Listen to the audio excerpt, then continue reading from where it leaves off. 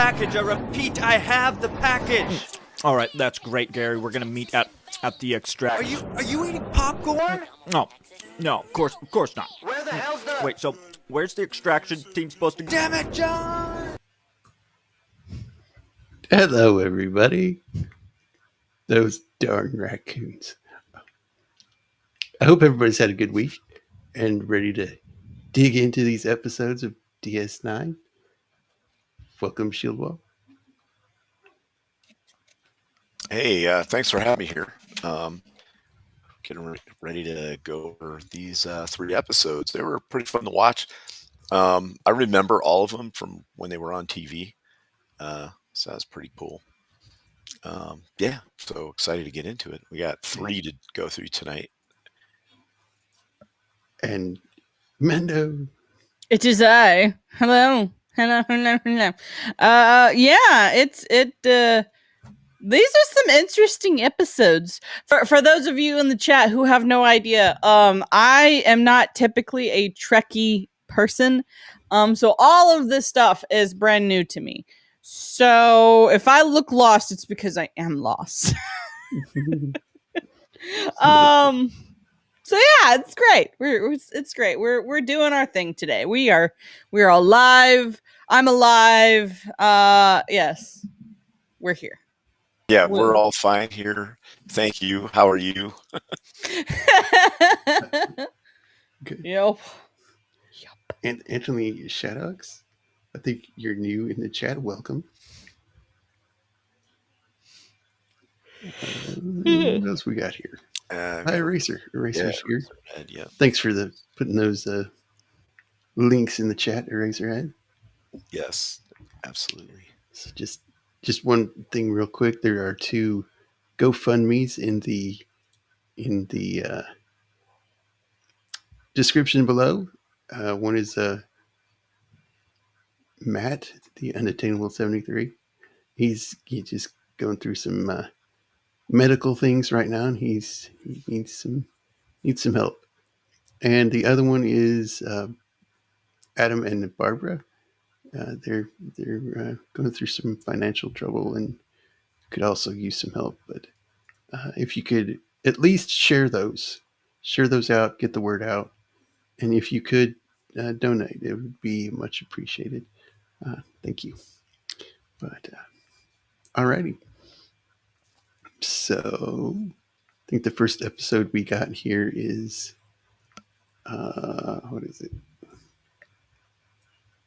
It is Soldiers of the Empire. The Empire. I love this movie. No, it's not that Empire though. Kind of goes more Klingon into Empire. Martok a little more, which is cool. Well, a very important thing happens at the end of this episode. Yes. That involves Worf. Yes. So it's pretty cool. I remember it kind of being a big deal. People talking about it when the episode came out. Yeah. Yep. So let's dig in. Klingons love to fight for real, as they're training with real live weapons or sharp weapons. Yeah, so the show opens with Martok getting medical attention from Dr. Bashir. And he tells him it's because he turned off the holodeck safety protocols while he was sparring. Yeah, almost nicks a major artery. Right. As a Klingon does. Also, the doctor tells him, It's just a flesh wound. you have poor vision, like depth perception. You only have one eye, but Martok doesn't want an artificial eye for some reason. Makes him lesser. Right. It's like a Klingon thing. Well, that's like most warrior cultures are like that, so that makes sense. Yeah. And he makes a joke here, like, every time you come in here, you gotta clean the carpets. Yeah, because I don't want you bleeding on the carpets in here. Yeah, don't get blood on my nice new shirt. And then we've got Cadet Nog So he's gone to the academy and come back. I don't know if I'm really this big on like cadets being assigned, but I guess if you're in like your last year, maybe I've seen Well, that happen. there are a lot of programs that do that. Like you'll get a residency, or you'll kind of get like some hands-on experience your last semester or last year in a certain trade school or program. Yeah, we had over the I summer. don't know if they would send a cadet into combat.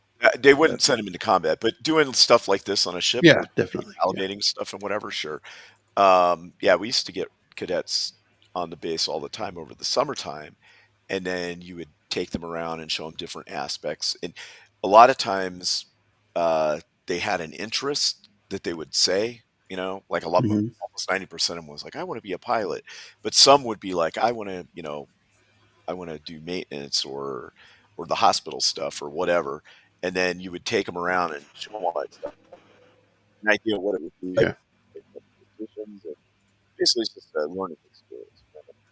But yeah, taking a cadet You kind of sound like you're in a fishbowl. it's been done Yeah, before, like a long time ago, like 1800s kind of stuff. Yeah. That might be something that they would do. Mando understands this feeling. yes. Yeah. Oh, yeah. He's like, excuse me, can I get by? I have no idea what you all are talking about. I am a very healthy 5'2.5". Emphasis on that half. Half, yeah. Hey, a half makes a big difference. It does. To be fair, I think these two actors are pretty tall. Well, yeah, Probably. that's why So they cast them for their acting ability, but also for their height. height and stature. And they probably also have platform shoes on. Maybe a little bit. I know the Klingon shoes look kind of platformy. Yeah. But I don't think Michael Dorn needs platform. I think they're like, I don't think we should show the shoes. It looks a little That's weird. the other thing. You kind of don't have to. Yeah. So, yeah. Now, So this is the part where they're talking about, we didn't want to tell, or thank you for, helping me spar and all that. But what really happened is they were sparring each other for real. And that's how he got wounded. It wasn't in the holodeck. So they were kind of keeping that secret. Yeah. But he also asked him to be his second in command on a ship. Right. He has orders This to is go his first command after he got released from the Jem'Hadar prison that he'd been in for 2 years.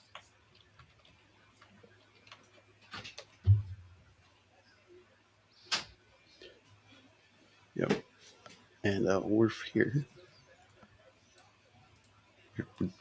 He's like, it would be an honor. So there you go.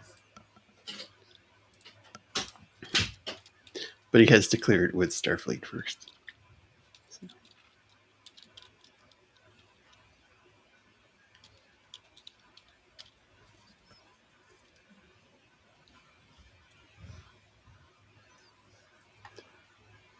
And this is funny. I was like, don't you understand, Sisko? He's a Klingon.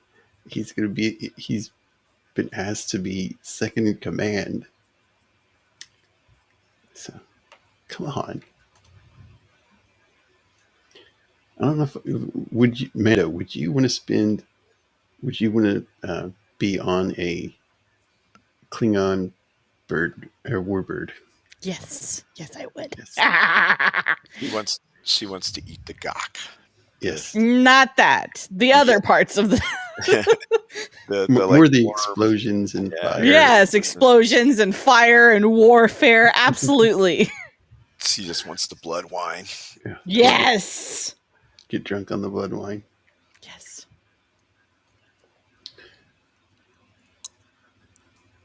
So Worf is telling him that he has kind of a special connection with Martok, and that Martok saved him when he was in the prison camp because he was going to he had to fight like every day. They had to fight the Jem'Hadar and stuff. And it got to the point where he was like, I was just going to let him kill me. But Martok saw what was going to happen and he kind of talked me out of it. And it's like, this special bond between warriors. I can't remember what they called it, but he looked into his eyes and he knew that that's what Worf was going to do. And he was like, hey, you got to keep going. And so that's what he did. So this is why he feels like he owes Martok. And this is going to be Martok's first command back in action. Even though he's a general, they're going to, give him his own ship and whatever. So he wants to go aboard and help him. And so Sisko's like, all right, from this point on, you're part, you're detached and attached to these guys, and you can go do the mission.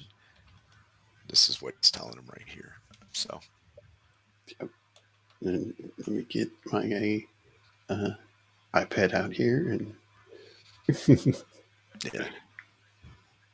Do they use like stuff like that in the military, or do they still iPad-based? use like just regular clipboards and stuff like that? Yeah, I mean, it depends on what it's for. It's expensive to have, right? And in the military, people break stuff all the time just because, there's so many people. Depends on where you're at, too.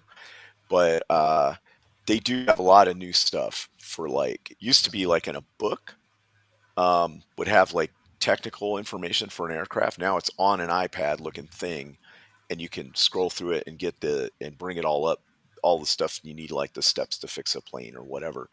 And so, yeah, there's a lot more of that stuff in the military now than there used to be. But some stuff's still done on paper because an electronic device can fail, batteries can go bad, they can get wet and short out. But if you put it on a piece of, sturdier piece of paper or like with a grease pen or something, that's a little bit, easier to it's not going to run out of batteries. How about that? Yeah. And, but other things would be on these electronic devices. So, but it's been a while since I was around any of that stuff, so I can't really speak to the amount of changes that there have been, like what's up to date. Like, you know what I mean? Like, I can't be like, right now they're using these iPads or whatever. Right. But cell phones, big thing. I used to have 2 for work. And a BlackBerry. That's how long ago it was. Pager. Yeah, no, yeah, that at one point I did have a pager, but it was the more modern one that had the little screen that would give you info and stuff, like Yeah. 80s ones where you just had to call as soon as you heard it. This one would actually say, call this number or whatever. And then but then phones came out with texting and all that. And as all Yeah. The one bad thing about that was, though, is before, if you didn't have a pager, let's say you got off of work and you went home, if they tried to call you on your home phone and you weren't there, oh well. But and they were cool with that. They were like, okay, this person will just have to send a runner, or we'll have to wait till an hour or two and then call them back. Now, if you can't get a hold of somebody in like 2 minutes, they're just steam coming out their ears. Because You're getting angry, like, well, because on your door. They're expecting everybody to be that readily accessible, and it didn't just used to be a thing. It's just like anything. Used to be you wrote letters. Well, when stuff becomes more easier, Yeah. It when it's hard to do something. It's like, well, people think get about frustrated. Star Trek. The computer always knows where your comm badge is. Yeah. So you can't be like, I'm going to go down here and do whatever. They're always going to know where you're at, and then they can always contact you unless you take it off or whatever. I would train a rat to carry it around everywhere. Yes. But anyway, the doctor thinks that Worf is going on vacation. It's like, no, not really. He's not really going on vacation. Yeah, because they're Jadzia and Worf are already like an item together. Mm-hmm. They're married, I think, aren't they? No, not yet. Does that happen? No, okay. The wedding has not happened. Actually, he hasn't even asked her to marry him yet. That comes later. Yeah. Dun, dun, dun. Where she forces the issue on him. As most women have to. Well, in a way. So now he's all dressed up in his Klingon uniform, and he's going to go. And he's like, "Can you leave, please? I don't want to say goodbye in front of the crew. Right. Yeah. And then She's she like, walks with him "Yeah." into the thing, and she's like, "Oh, by the way, I'm the new science officer for the Klingon ship." And the reason she can do that is because her symbiote, the Dax symbiote, used to be coupled with a guy called Curzon, who was an ambassador to the Klingon homeworld for like 30 years. So he knows the Dax symbiote knows all this stuff about Klingon culture, history. They know who the Dax symbiote is, so they treat Jadzia with the Yeah. same amount of respect that they did with Curzon, for the most part.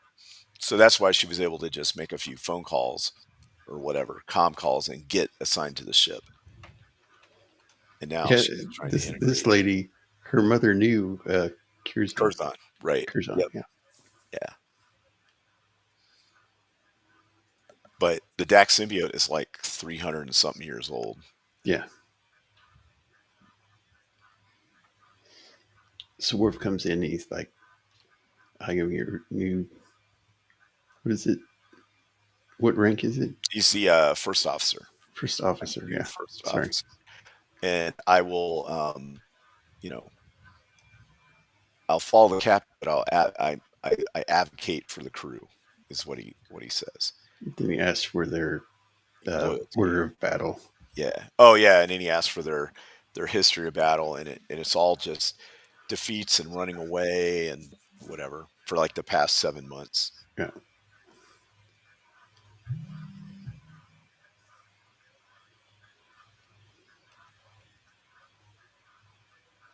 And then Martok comes in, and he's like, I'll take command, and we'll turn this around, and we'll have honor and glory.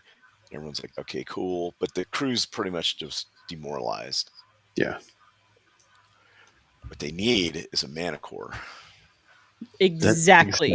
That's what That's every exactly ship what they needs need. They need a mana core to marry some chick on a rock. Exactly. That's exactly what they need. You Don't know it's why, like but that's exactly first- what they need. the first thing they come across is like a nebula that the Jem'Hadar like to hide in. And he's like, we'll go around the nebula. We'll go around and add a day to the trip. And this guy's like, what? And they're already starting to see that Martok might be a little too cautious, but he might have a point. Look, their point is to find the Mabak, I think is what it's called. It's like a giant cruiser that had gone missing. That's their mission. And it's not to engage, ships at random or whatever. And if he engages, it might give their position away, and they won't be able to go do their mission. So skirting this thing, it makes sense. It's mission first, so not glory. Just kind of like in World War II, fighters escorting B-17s. You don't want to leave them to just go fight random fighters that are flying around off in the distance and stuff. To stay and protect them from the fighters. Yeah, stay in formation unless absolutely necessary. Yep. Unless you're going down a trench on the Death Star. Yeah. Then staying in formation doesn't make any sense at all. Exactly. Yeah. Stay in formation. Yeah, It came from behind. Right, exactly. Unless you have a rear turret, there's no point in doing that. No. Which some of those bombers actually do have that. The Y-wings have a turret on the top. Yeah. Yes. Yep. But that's not this genre. And then so I love this part. She's like, she has to assert her down. dominance because this guy's sitting in her chair by seniority. So she comes down and knocks him down. Oh, can y'all hear that? Yep. Yes. I can hear it. I don't know if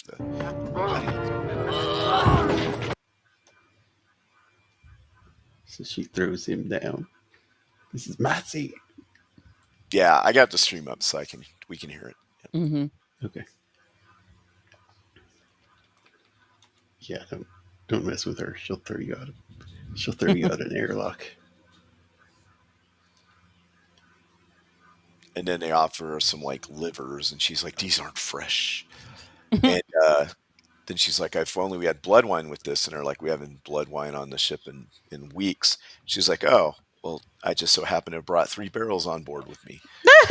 So that right there is going to put her in their good graces because everybody likes a good drink.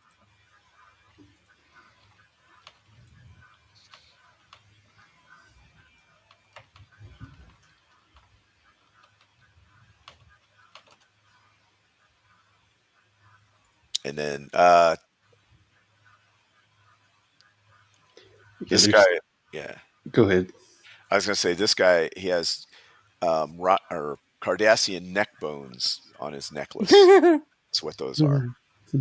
And he likes to talk about. I think at this point he's talking about fighting the Cardassians. They have honor and they're a worthy opponent, but the Jem'Hadar are not because they don't really fight for anything. They're bred and genetically engineered to fight, but they don't have honor. They don't have like individuality or anything like that.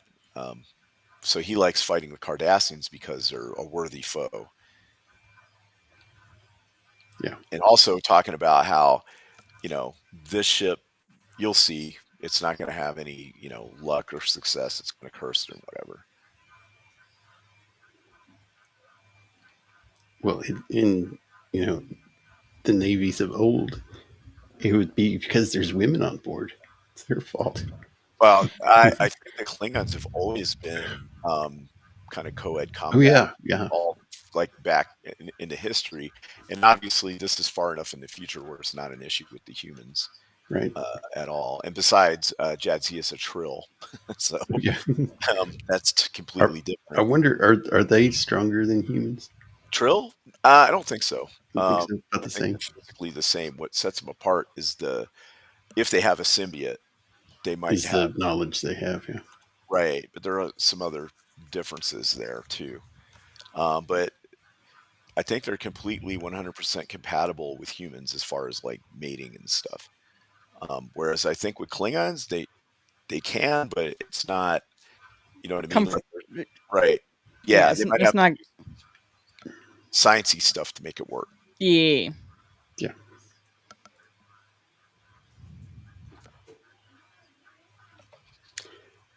Yeah. So here they come up on a. I await your next command. On a Jem'Hadar ship, and they're like, perfect. They can just destroy it in one blow. And he's like, no, keep going. Let them go. Right. Because that's not the mission. It's not the mission, but it would be a good chance to get a kill and bolster the crew's morale. Yeah. Things like that. And it should be easy. They're cloaked. They can just jump it with a surprise attack and shoot a couple of their disruptors and proton torpedoes into it, and it should die pretty quick. Of course, it is Star Trek, so sometimes a ship can take like 25 torpedoes and a whole bunch of stuff and be like fine, and other times it can get hit by one thing and blow up. So depending on what the script needs. But what's up, R2? He wants to go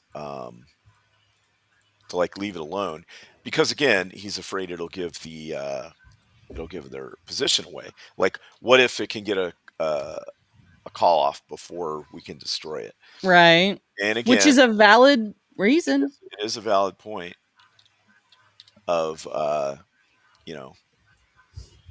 it's because it's not the mission. Yeah. So again, they skip this, and he's like, anybody who challenges my authority, will be charged with treason and whatever. And he's like, all right, I'm going to be in my office. And that's the other thing. He spends a lot of time in his cabin. So, which would seem like he's hiding. Right. Not actually mingling with the crew. Yeah. And, he is battling, PTSD. PTSD of being in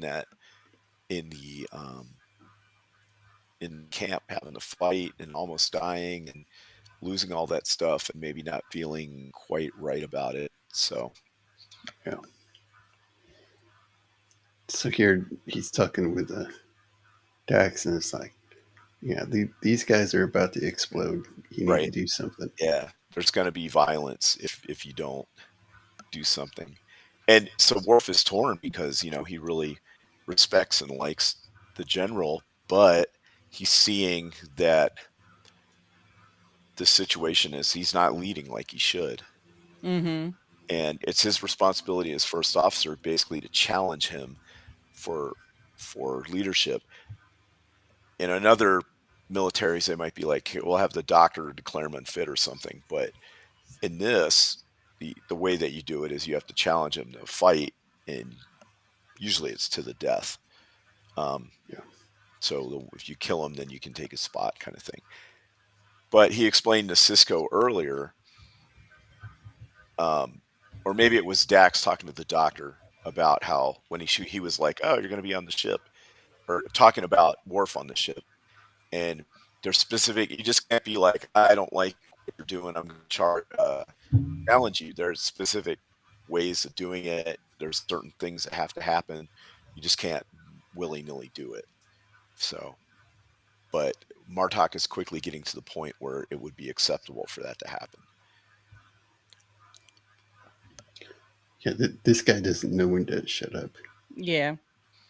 Well, he's an older person on the crew, an older warrior, and he's got these backbones, so he's seen a lot of battles, so they respect what he says. But he's also like, "Hey, this is kind of not good, and we need to, we should have victories, and the ship is kind of cursed." And he's almost calling Martok a coward.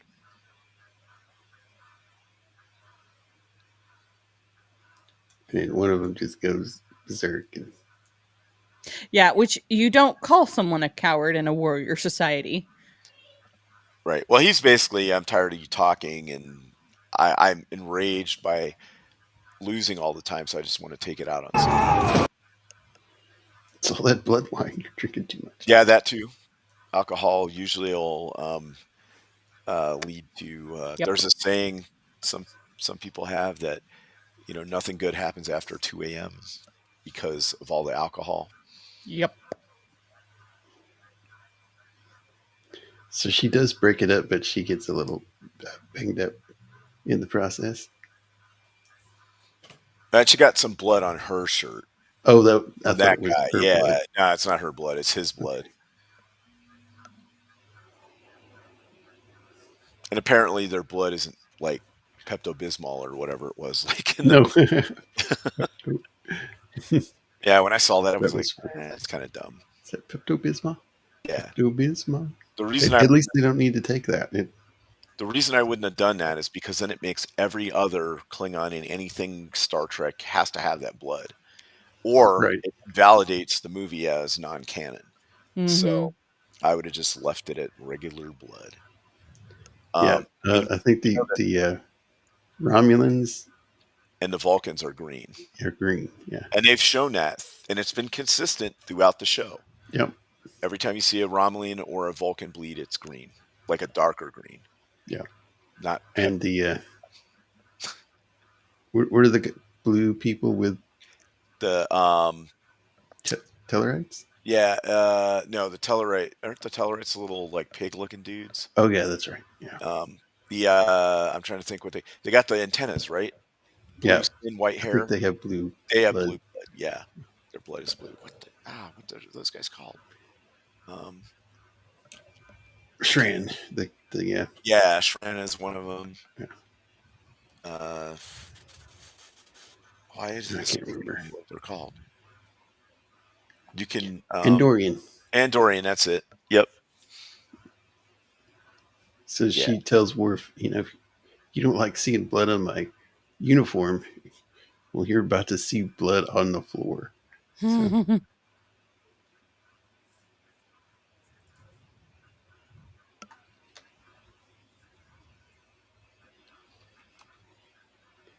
so they're at another chance to get some victories in here. Now, when they had Rescue the crew. discussion, right, this is where she tells her, "Hey, when this goes south, I'll protect you, and I have like people that will side with you or whatever." And she says, like, just get behind me when the fighting starts, and it will start, is what she's telling her.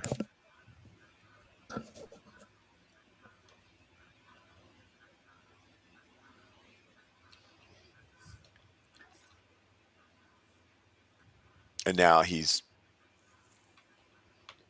Worf starts to push back a little bit. It's like, have they discovered the ship yet? yeah, this is where they discover the ship.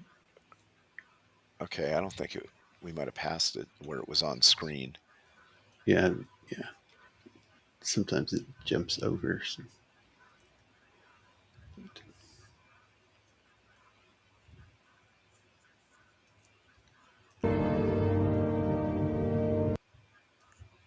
I can feel it. So he thinks it's a trap. Right. Okay, so they Because- find the ship and it's got like 30 survivors on it, but the engines are down, the comms are down, and he's like, why would they leave them alive? Why wouldn't they just destroy them? Mm-hmm. And he's like, well, there could be a lot of reasons. Maybe it was like they each shot each other and one of them died or something, or they took too much damage and had to withdraw. They were told to stop fighting and gone somewhere else. But he's like, no, it's a trap. If we go, and it was also so there is a treaty at this point between What's up, Raiders? the Federation Turn around. and the Dominion, and so there's a border, and if they cross that border, it'll cause a problem. So it's kind of like a hot Cold War kind of deal. Hey, Yarny, what's up? So that's why he said he didn't want to. The ship had drifted across the border. That's why he said he didn't want to go in there. But if they're already like attacking ships and stuff, then what the hell? What does a border mean? Yeah, right. It's kind of weird. But that was his orders were not to cross it. And Worf is like, well, it's so close to being, and if we go and we save them and all this, the High Council will probably understand. And he's like, Yeah. I don't know. This is, I'm sticking to my orders and stuff.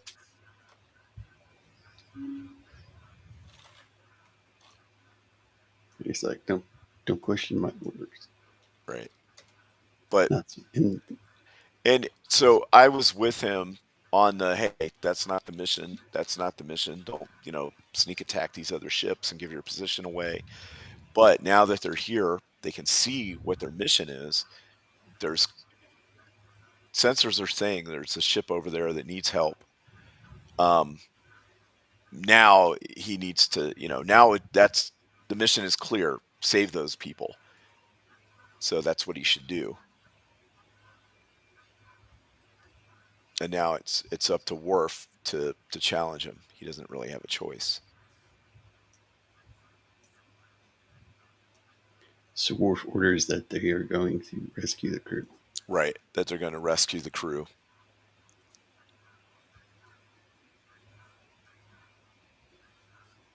And now Martok comes out and says he doesn't want to. So he challenges them to a fight. And now they got to fight. Punch, punch. Slice, slice. Stab, stab. A lot of grunting and yelling. Ha.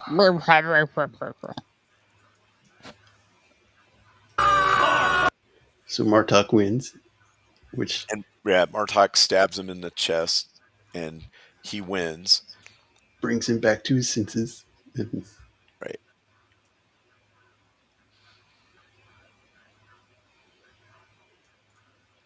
they go rescue the crew. And they sing like this war song thing. And they tried doing it earlier in the episode. Worf started doing it, but they really weren't feeling it. But now they are. So they're back to their warrior spirit.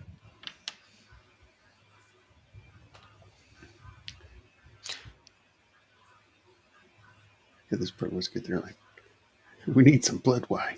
Yeah. Also, one of the side stories is that Miles O'Brien and Dr. Bashir and I can't remember. I think it was one other person, but it's mainly those two. While Dax and both Dax and Worf were gone, they had to take on their duties, like doing phaser arrays and other kind of stuff. So they were happy to see him come back. Yeah. And then this is when Martok is like, "Hey, thanks, Worf, for kind of snapping me out of it and bringing back my honor, basically."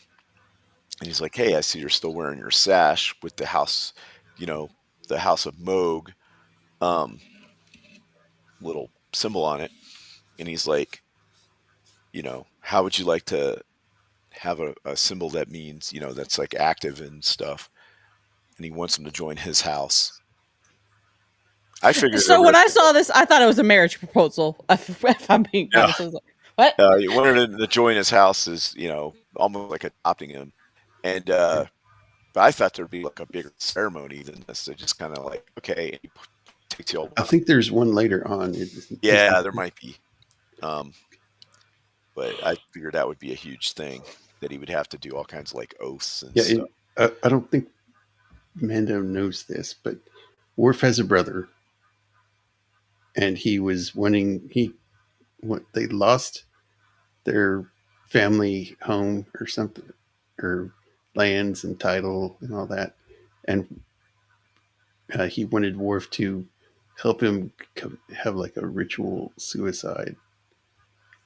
So what they did was they wiped his memory of who he was, and another house took him in. So yeah. Better than having him kill himself.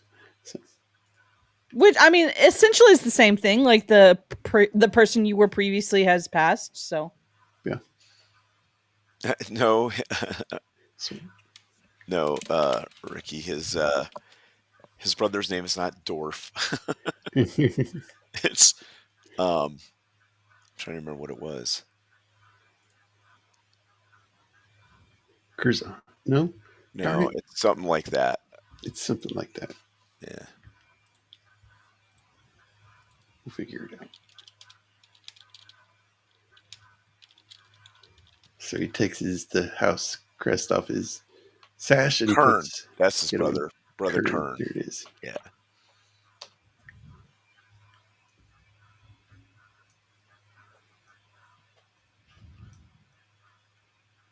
And so now they're, part of the same house.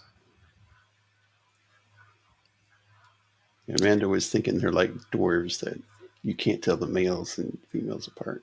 I mean, can you really? Like, one has long hair, one doesn't, and they're both boys. Well, you gotta think about that. The house is like a, it's pretty big. It can be, thousands of people big. Kind of like so. Like, can non-Klingon join a house? Well, maybe if they ask you to join, then they want you to, and you go through the ceremony and stuff. It's kind of like being from one of the Scottish clans or something. Right. So that was that episode. Good episode. Next Honor is, what's the next one? A Call to Arms is the next one. It's season 5, episode 26. 26, which is the end of the season. Yep. Season finale episode. And this is where the Dominion War really picks up. It also has some side character stuff going on that's pretty important too. Yep.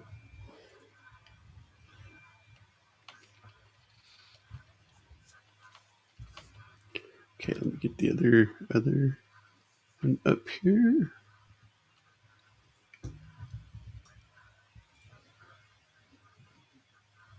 There it is.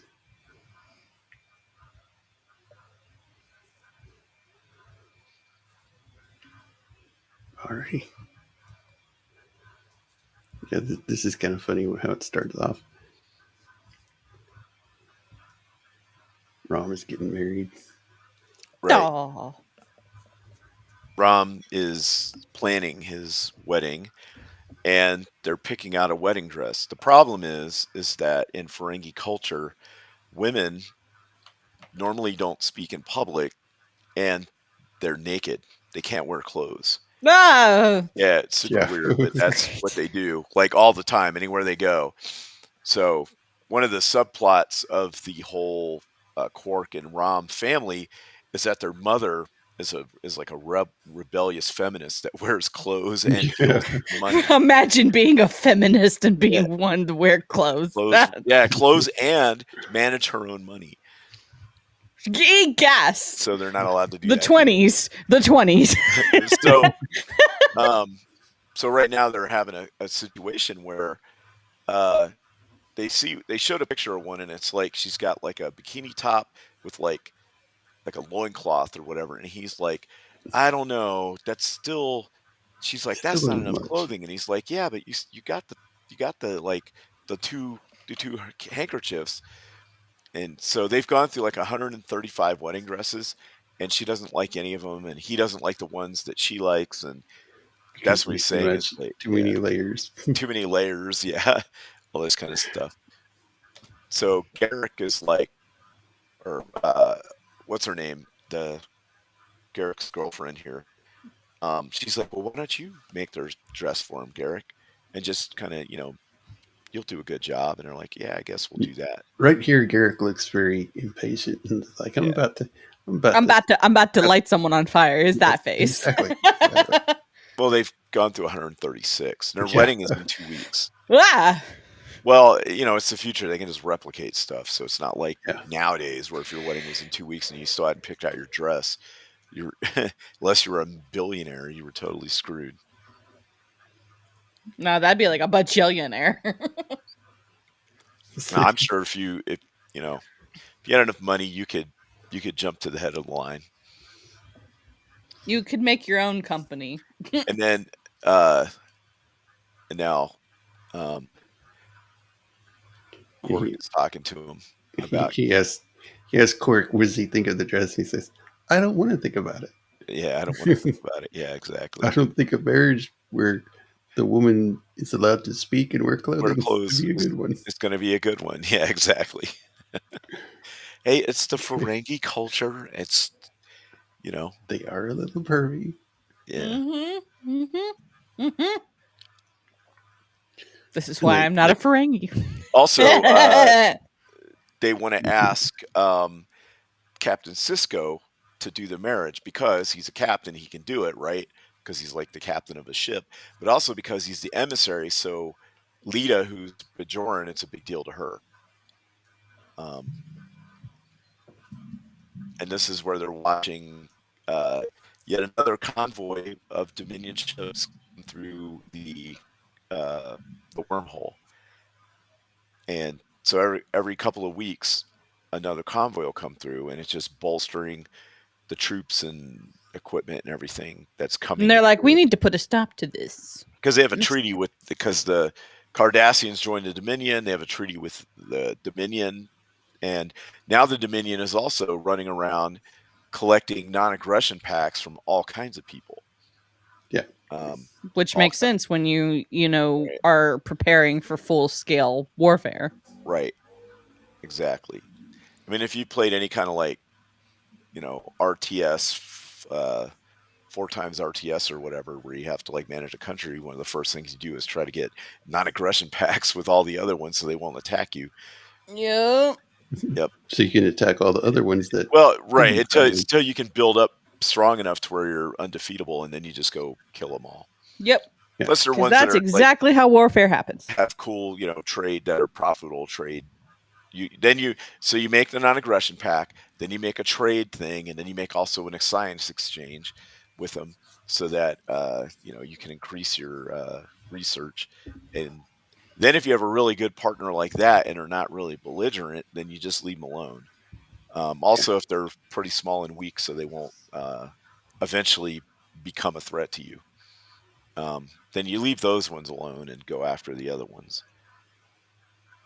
Or if you're really nice, you just play until somebody attacks you, and then, Help me, neighbors. Well, no, fellow they attack neighbor. you, and it gives you the casus bellum, the reason to go to war. Basically, This is true. Yeah. I thought when Jake started to be a reporter, he got kind of annoying. Yeah, I don't know, that character. I wasn't really that into that character. Yeah. But he's okay. basically a reporter, and so his father's reading this off, and he's like, "Wait a second, I said that in confidence," and so he wrote basically a negative article about what's happening. Yeah, and then he does that to his own dad. Yeah, That's really, you know, yeah, I know. It wasn't fake news, but he basically, told stuff that his father said in confidence. So, Yeah, which is slimy. right. yeah.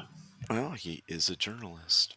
Not all journalists are like No. used to. There were at least some journalists that were good, authentic. Like they didn't like use their like relational connections for leverage on Right. stories. Right.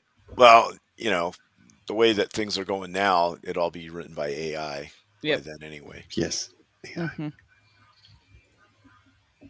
I forget Which is still the- cheating. was what they were talking about here. Oh, they found Quark tried to. So the Dominion are building up, right? And Quark he smuggled in 1,000 units or 1,000 wrappers of yamak sauce, and they were like, "Why would he have this?" And she's like, "That little worm is hedging his bets that if the Cardassians take back over the station, he'll be all set up to Yeah, serve right. them." And so they were like, "Well, he is a Ferengi, so he's what I mean, trying to pad his profit margin and think ahead." And she was like, "What should I do with it?" And then Jadzia was like, "Just dump it all into space, I guess."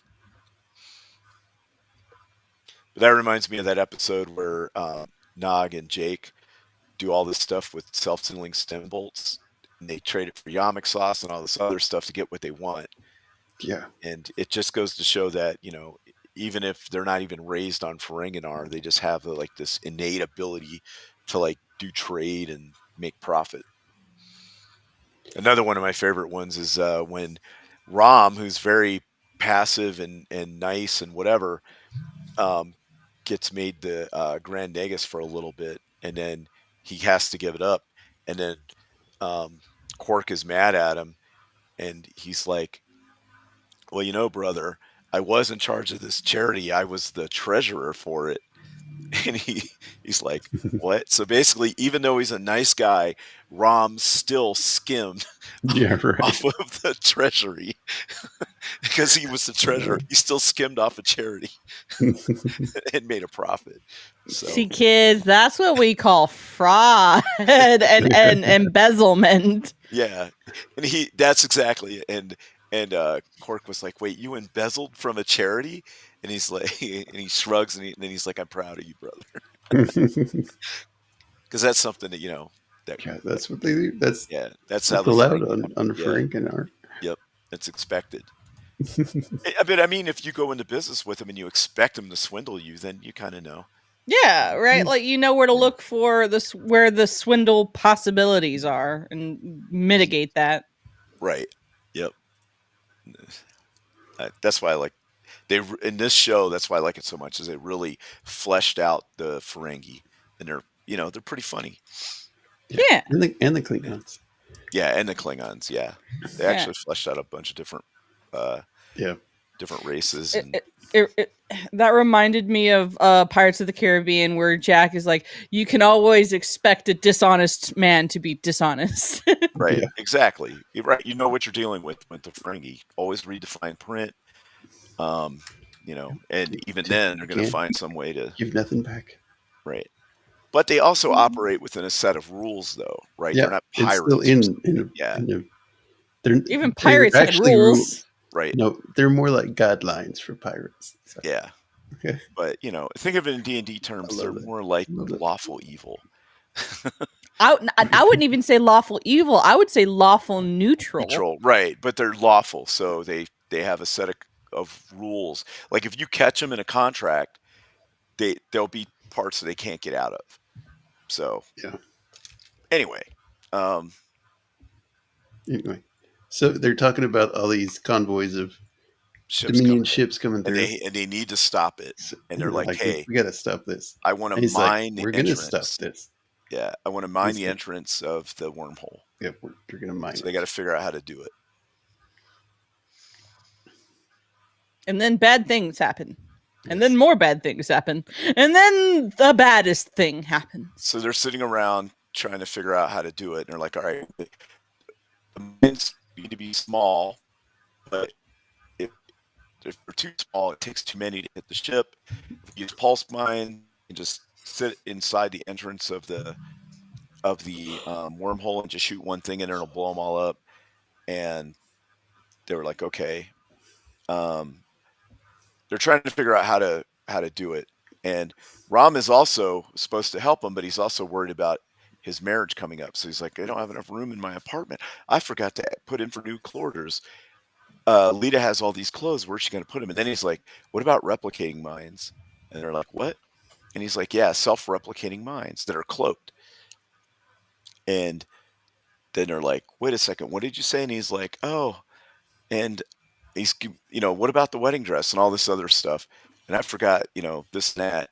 And so through the whole thing, he comes up with the idea of they're cloaked, self-replicating mines that can like maneuver.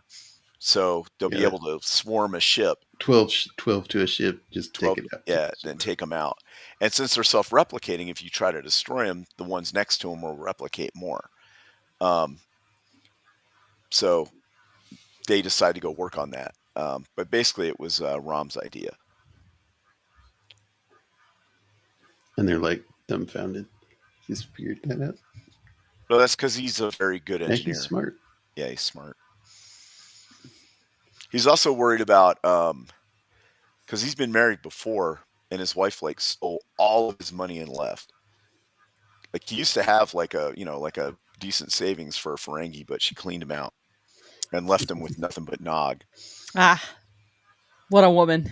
Yeah. Yeah, and so of course the Dominion get wind of it, and they send Wei Yun, right? Wei Yun. Right. They send Wei Yun to meet with him and be like, "Hey, you got to stop mining the entrance to the wormhole." So I probably missed it, but do they explain how the Dominion got wind of this? They have, obviously they've got spies on there, Okay. or you could just, you know what I mean, spies on the thing. I mean, there's so many really people that go through Deep Space Nine that they could easily just have spies go through there. And makes sense. I just didn't remember if they had explained it, and I was like, wait a second, why do they know all of a sudden? So this is funny. They're like, Kira and Odo are like, maybe we should put our relationship on hold for a while, so we don't have to worry about it. And she's like, in this whole world, they kind so of we all we have to worry about are mining the wormhole and Dominion attack, and we'll be we're fine now. Yep. He was like, I was going to ask you out to dinner, but I've decided not to because, we don't need the distraction. She's like, oh, okay, good. I mean, I guess for me personally, I don't understand, but I also understand, like, I as just a person, like, if I make plans to go eat somewhere, if it was supposed to be a date beforehand, like, I get that you kind of want to cancel the date aspect of it, but I want food. Like, hold on a second, let's go as friends now. Like, this doesn't have to be extra, but I want food. Yes, that's how I'd be. I'd be like, wait, can we still like go to eat? I want food. Like, especially if you were going to pay for it. Like, I am out of a free meal now. And Odo didn't eat. So yeah, he was going to pay for her meal. I'd be like, nah, brah, I want my free meal. I don't care what's going on between us. I think all their food is free anyway. Oh, well, never mind then. Unless they're eating at Quarks or something. But you know what? I think they start mining the wormhole and then they show up. Is that how it happens? Yes, that's what happens. They start doing it, right, so they can kind of see them do it. It's going to take them like a while to do it. And so Wei Yun comes in and he's all like, oh, let's be friends. And we're going to, all of our friends and the Cardassians. And he's like, well, why do you keep sending convoys through, and he's like, well, it's not us, it's the Cardassians. Their planet was a little more messed up with the Klingon War than they We like thought to it was. Yeah, admit. right. And, you know, Sure. children are Ahoy, starving. friend. Yeah, Hey, Roman. children are starving in the streets, and we got to send them food, and it's a compassionate thing to do. Like I would want, I wouldn't really keep sending them through, but we have to because the Cardassians are part of the Dominion, so Cardassian problems become our problems. That's just because we're so nice and peaceful. And, Sisko's like, I see, okay. And he's like, well, let me call the Federation and ask them about it. And he's like, yeah, I'll go back and talk to the founders personally. And then, because once he said no, Sisko knows. There you go. Hello, everybody. Are we back? Are we live? I Are we think here? we're Hello? back. I think we've returned. There it is. The So it peeps. is a possibility. Peeps are back. Let me go to the. Okay. Boom.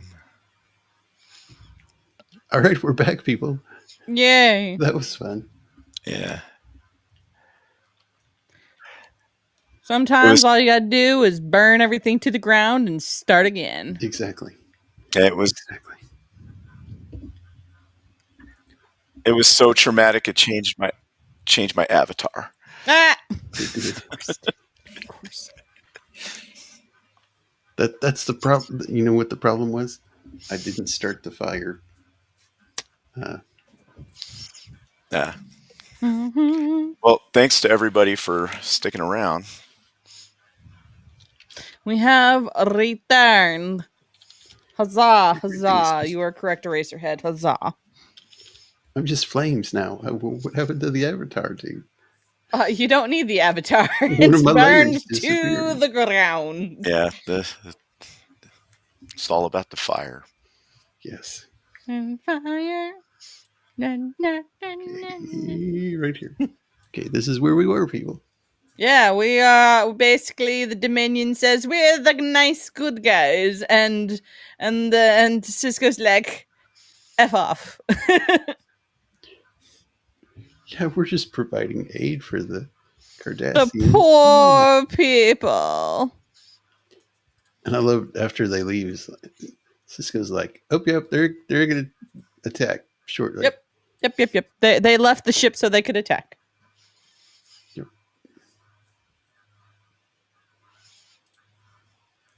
So like, you better hurry up. We don't have much time. They're gonna be here in about 20 minutes.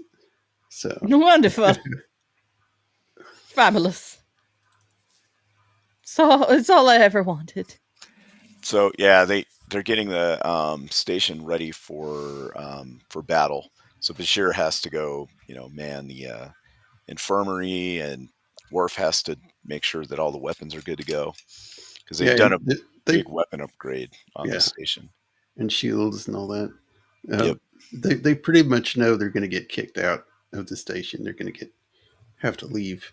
So he tells Kira that the Bajoran government needs to sign the non-aggression pact. The Dominion had been trying to get the Bajorans to sign a non-aggression pact with them for a while.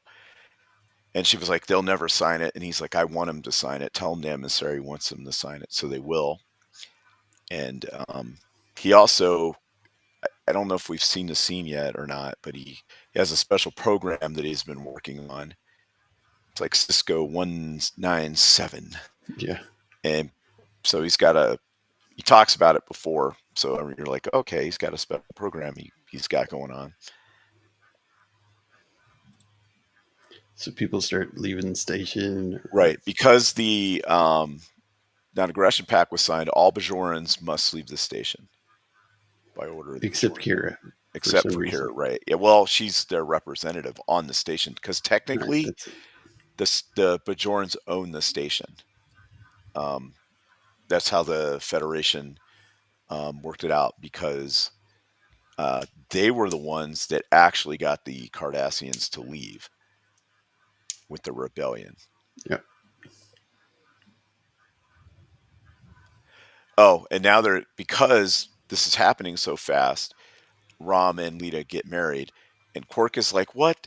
There was no bridal auction or Latinum dances." So yeah, which An we don't really know auction. what that all entails, but who knows? Having a bridal auction scares me. Like what? What? Yeah, I mean, you never know. It could just be auction stuff off or whatever. But um, and then he's like, "I'll give it 2 months" when he walks out with the other Dabo girl. And now he's like, "Hey, you need to go." And she's like, "But we just got married." Oh, and now Nog has to call her Moogie, which Yeah, is how they say that's what they call mother. their mom. Yeah. It's like, bye, go away. A toodaloo. Shoo shoo. But he's got to stay there, because he's They also send Martok out to keep an oh eye he on the yeah, he's going to be an mine early to warning, warn right? early warning. Yeah. Thing. Oh, Okay, this is when they get like 20 minutes warning. right. Because Jadzia is out with the with O'Brien on the Defiant, laying the mines. He's like, hello, Captain. We're And once going you to see attack them, you. it's a lot of them, so they got to go row by row, pop them out. Yeah. So the Defiant is laying eggs. Explosive eggs. They grew up so fast. Of work before we can activate the minefield. You don't have an hour, old man. The Dominion is going to be here in less than 20 minutes. You're going to be a sitting duck. Right, because they can't cloak. But apparently they can have their shields up and stuff. But they have to keep. They can't do if they do any kind of like maneuvering. They can, It'll make it so they can't lay the mines, and B, it might set the mines off. yeah, So good times. They have to poop out the mines like little pellets. Yeah.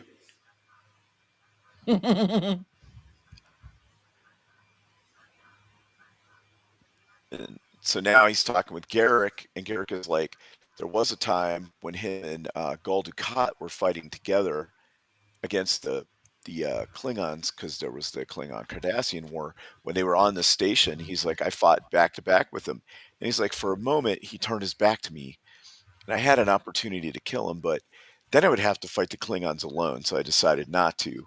And he's like, that decision is going to be bad for a lot of people. It's because Gul Dukat ultimately made a deal with the Dominion, which gave him control of Cardassia, which then allowed them to be in the Alpha Quadrant, and this is what it all turned into.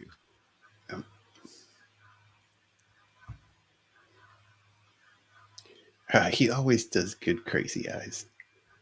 Yeah. Well, I mean, the scales like around the rims of his eyes help a little bit, It also helps that he was an just, Hellraiser. yeah. And just think of this. He was in Dirty Harry. He was the crazy guy in Dirty Harry. Oh, yeah. He was really young then. Yeah. Yeah. He's like, I got to know.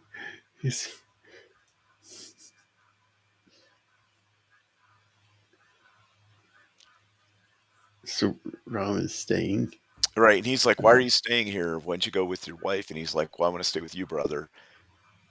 But why are you staying? He's like, well, I got my bar to look after. And he's like, well, I'm here to look after you. And also to do station stuff. And to be a spy. Yeah. Right. Because we're in short supply of spies. He doesn't tell him that yet.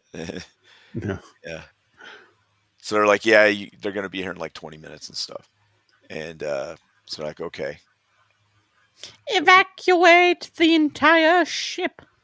So to play into what the I'm drawing a blank. The Bajorans are like kind of play in acting that, oh, we don't like the Federation on the station. They need to leave. So it's all to play a part. So It's all according to plan. Yep. All according to the plan. for now, until the plan falls through, and then you scrap the plan and just wing it. Yeah. So the combined Cardassian Dominion fleet is attacking the space station, and also they sent a bunch of stuff to try to stop the mines from being laid.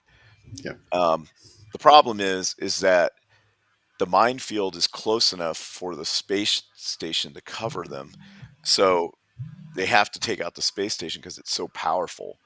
Yeah. It is equivalent to like a fleet of starships. It's got all these different weapons and shield upgrades.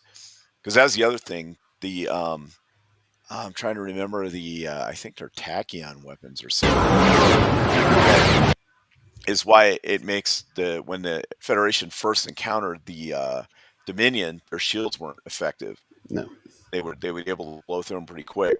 But now they've got shield upgrades, and so there's a point where they're trying to destroy the shields, and Wayun is like, why are their shields so powerful? And Dal Gutat is like, well, never underestimate the Federation. The one thing they're really good at is technology. And then Captain Sisko is really good at like doing stuff you would never expect. And so now the 3 Jem'Hadar ships are attacking the Defiant. I figured they would have sent way more, but maybe they got destroyed from the space station. Yeah. But Martok shows up, blows them up, and they're allowed to finish putting out the mines. The other thing that's interesting about the Defiant is it has a blade of armor on it too, which most ships don't. So even if the shields drop, it can still take some hits before it starts taking any real damage. Yeah. That's cool. Yeah. Yep. Because it was Hang a on ship around when you need specifically one. designed for war. It's not a science So she's vessel. like- It's not exploration. It's just designed to fight. Yep.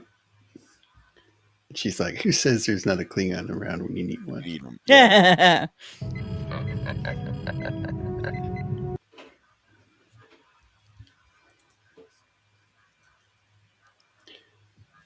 So yeah, they're continuing to fight. Getting Oh, their and ships Pew, blown up. pew, pew, this is pew. when Gul Dukat was like, fire all weapons at the outer ring, section 17, where the shield generators are at. The power for it is. So they do, and they penetrate and blow that up. And now they got to go to auxiliary power, which won't last as long. What's up, Zax? Yeah, the other stream, it did. It did Yeah, not it- get hit. It just kind of It burst into flames and then the internet went. Yeah, I down. had to burn it down. Yeah. Yeah, it was like a EV Mux or internet issue. Yep. So I had to, of course, burn it down with prejudice fire. and fire and explosions. Flames of the Mando. Michael Bay would be very proud. Yes. Yeah, Phil. The NX Defiant, when they were messing around with it, had a whole bunch of experimental stuff on it. Yep. So his captain's like, it's time to go. Right. So the deal is they knew. Because they asked him before, the captain, hey, are we going to get any reinforcements, like say 50 extra ships? And he's like, no. The Federation said that they got something else going on, and they can't send anybody. And he's like, oh. So basically, they knew this was going to be a holding action, and then they were going to have to give up the space station, or it would get destroyed. And that's why he created the Sisko 197 program. Right. And I believe that other problem is the Borg, if I'm not mistaken. Well, they were fighting the Borg, is why they weren't able to really deal with the Dominion. Right. But the real reason why they can't send any is because they're busy attacking the Cardassians right now and destroying their shipyard. Oh, really? Yeah, that's Okay. I don't think we find that out until the end of this episode. Okay, so this is where they're going to have to split up. They're going on different ships, and she's like, look, I want you to marry me. And he's like, I know that was something you didn't want. And he's like, no, let's do it. And they're like, okay, when this all settles down, we'll get married. And their marriage was like one of the biggest television events Yeah. of Star Trek ever. So it was a big deal when that episode aired. It was like seeing how hot 7 and 9 was for the first time. Because she basically single-handedly saved Voyager. Yeah. Yeah. So this is his John MacArthur, right? What's his name? The guy in the during World War II in the Philippines. I'll be back.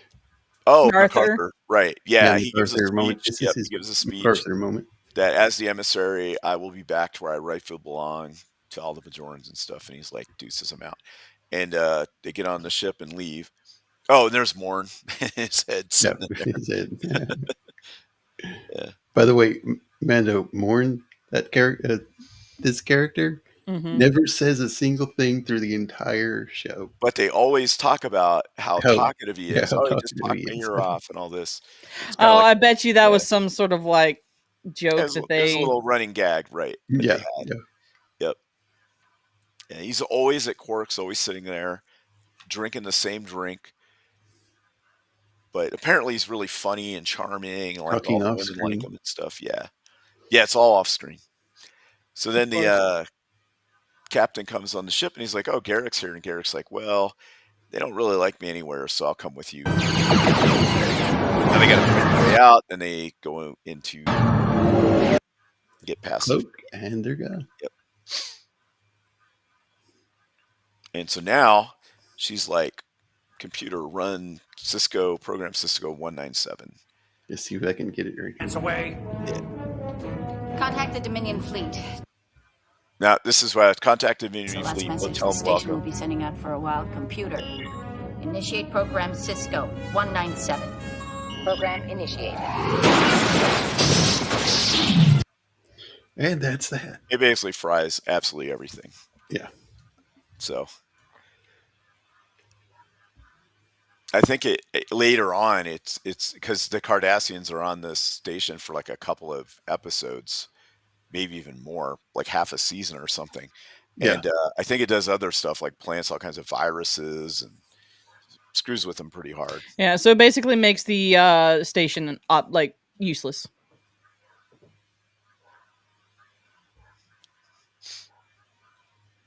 That is true, Eraserhead. That's true. Yeah, she was hot as hell, but it became the 7 and 9 show. That's their own fault for doing that. But yeah, I liked her.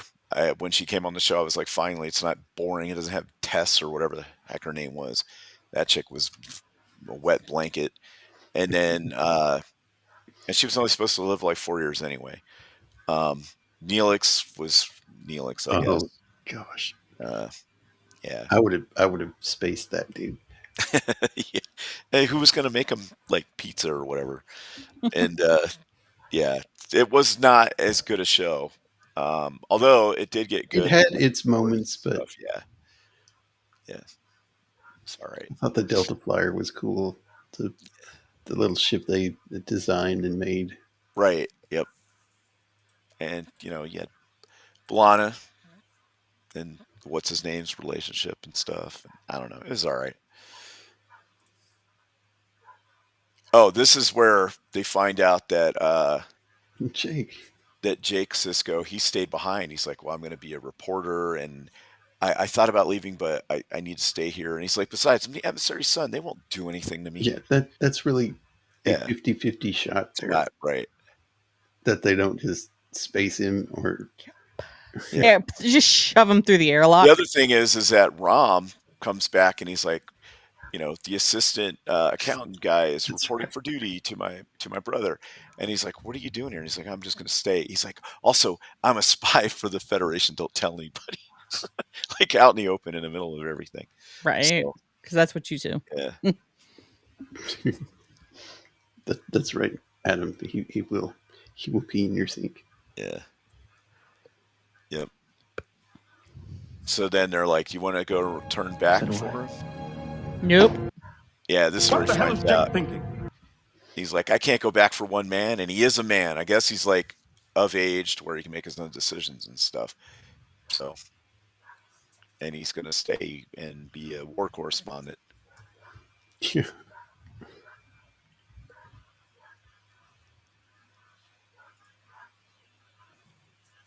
And then, so he finally gets to his office. He's like, I'm going to be in my And office. the best, I love this last scene too. It's like, welcome to Deep Space Nine. Welcome back. Yeah.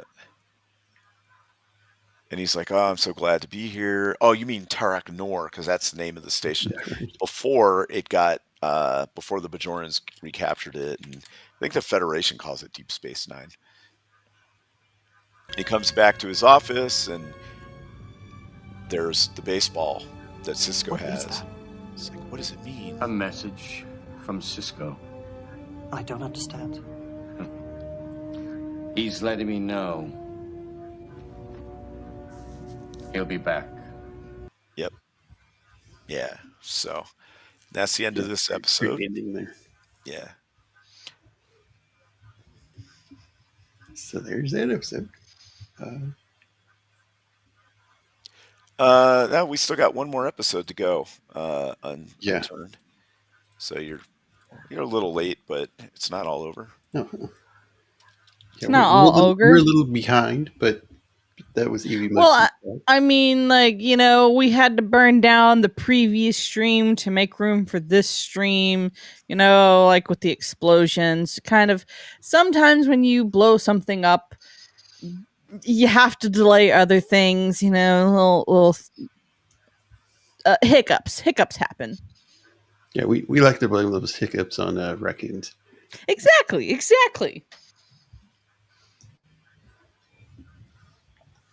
Next show. Go on. So this is the season 6 opener. Yes, which this is the is second episode part 1 of season. This season 5 ended on this. It wasn't really a cliffhanger. I mean, because it like wrapped the story up, but this picks up where that left off. It's like a few months, right? Yes, about 4 months have gone by, something like that. Yep, something like that. Yeah. So the Dominion and the Federation have been at like full hot war for 4 months. Yep. Oh, also, the other thing is the reason that that they didn't send any reinforcements, and I don't know if they mentioned it in this one or was in the other one, was that they did a sneak attack on the shipyards on the Cardassian, destroyed them. So that like affected their ability to like make new ships and stuff. Yeah. It's funny. People always make fun of DS9 for last time previously on. Yeah. Well, it was one of the few shows. Go ahead. And it's one of the few shows that actually had such a story that you know you could follow, right? Yes. Like this Dominion thread or whatever. Whereas in like the original series and the Next Generation, it was episodic, so that you could like, you know, if you missed one, it really didn't. It had its through lines throughout a season, but if you didn't like miss 1 or 2 in a row, it wouldn't really screw up the story so bad. Yeah. Whereas this, if you missed like the previous one and the previous one before that, you wouldn't know what was going on. But it also had a lot of other ones where it was just like side characters doing stuff and things like that built the characters up, but didn't really move the entire timeline plot along like this does. Yeah, I love this opening plot. I mean, it says so much without saying anything. Right. It's a few months later, and they're like limping back from an attack run. I think. Trying to get it in the right. This is that was you had it. And now the continuation. This is last time when they take over, and now here's their fleet. These littler ships that are in the front here, they are fighters.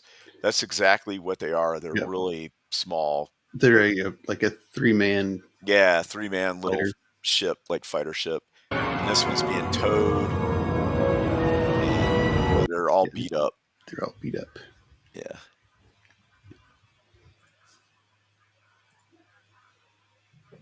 And then Nog is talking about wanting sleep. They haven't slept in like 78 hours or something crazy. Yeah.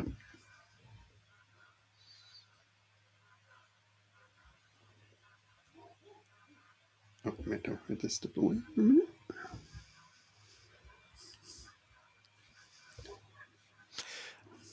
Yeah, exactly. Unturned. You had to watch DS9 in order. I mean, you might be able to miss like a week or two. I'm not a week, but like an episode or two. Well, yeah, I guess it would be a week or two because it only come out weekly. But yeah, you could miss one or whatever.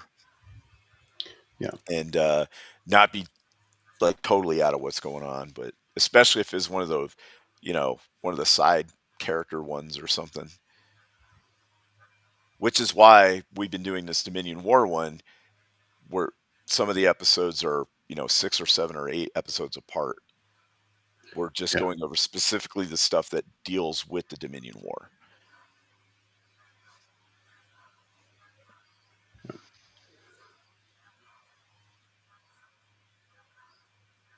And Garrick has kind of unofficially joined Starfleet. Right. Yeah, he's been they're just kind of letting him hang out and do whatever. Yeah. Because he used to be part of the Obsidian Order on Cardassia, so he's highly trained. Think of him like a James Bond kind of character. If James Bond became stateless. Yeah. And he goes and sees a doctor because he was doing something and the ship like got hit or whatever, and he fell and hit his head. Yeah.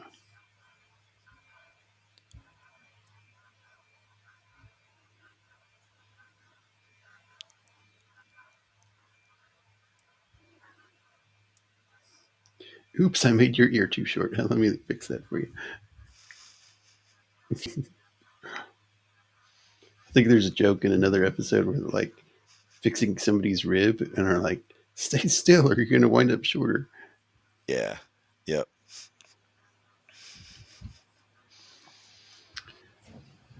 Short people are important too. Yeah. I mean, are they even really people though? Yes, we are. Okay. Just because we might be half the size of you does not make us any less of a person. Just makes us less height. So Worf shows up. Wolverine and Vegeta are short. Yeah. So, and they're badasses. Yeah. So Worf shows up because Martok, they were able to like rendezvous or whatever, and now they're talking about. He's like, he has something important to talk to you about, and it's about the wedding. They want to. He wants to slaughter the Targ before the feast, and she was going to do it after.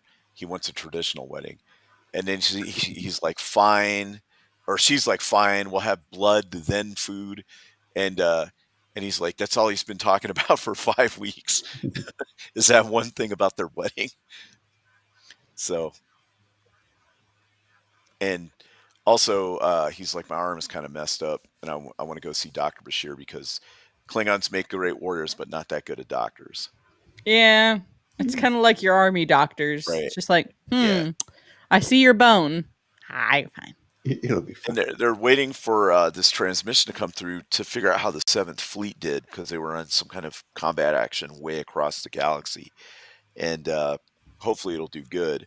And then Julian comes in and he's a little downtrodden. He's like, hey, I can't remember what's the first thing he tells him. But then he tells him about the fleet. He also says, I have news about the fleet, and that only 14 ships made it back to our line. 14 out of 112. We can't keep taking. Yeah, that's a lot of lost ship. Yeah, that's big time. Like a big time defeat. Yeah, that's like a lot worse than any war we've ever had on Earth or in reality. Yeah.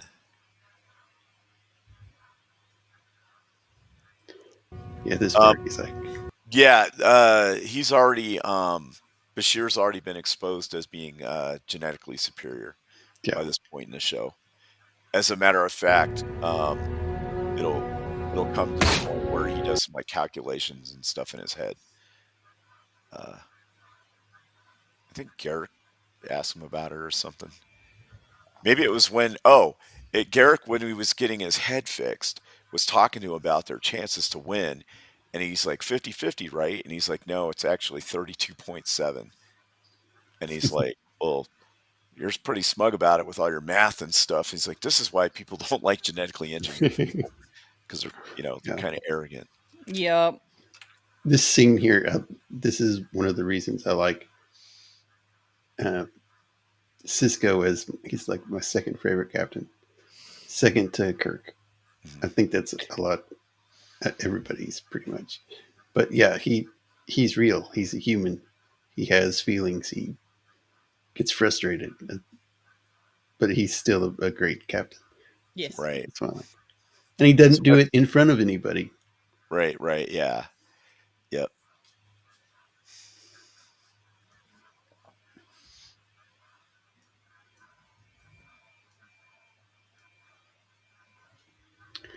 Okay. Does it show the station yet? Oh, there we go. So here is Deep Space Nine under Dominion control. And Dumar is an interesting character because he's Cardassian through and through, and so he cares about Cardassia, and it irks him to see Dukat getting bossed around by Weyoun. But they put themselves in a subordinate position to the Dominion in order to even survive. So he's got no choice.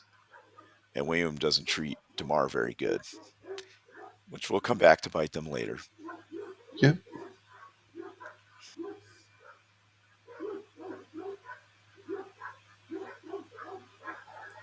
Well, the dogs are really getting into it tonight. Neighbor dogs.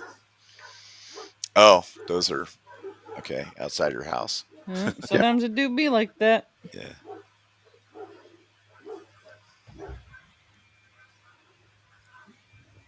So she has to put up with this stuff. Right. So she asked that the Bajoran security force be allowed back on the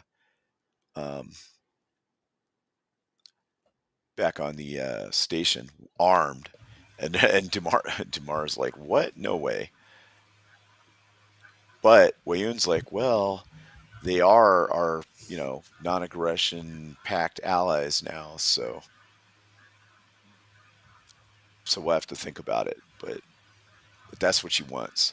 And then as she's going to leave, she's like, he's like, by the way, has Odo the god said anything about me? Because Odo's a changeling. He's basically a god to Weyoun because Weyoun is genetically engineered to be subservient to them.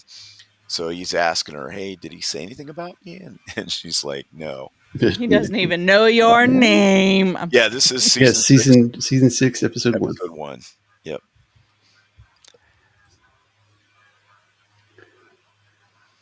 It's like, who are you again? Oh, that's right. You're a nobody. Yeah. You're a clone. He doesn't spend time with you peasants. We've all seen it, so go ahead. You can spoil if you want. Unless we're reviewing the episode, so it's spoiled to us, but not you guys in the chat technically. But also like spoiling a 30 year ago show. Yeah, it's okay. The only one who'd be spoiled would be me, but I watched these episodes. So.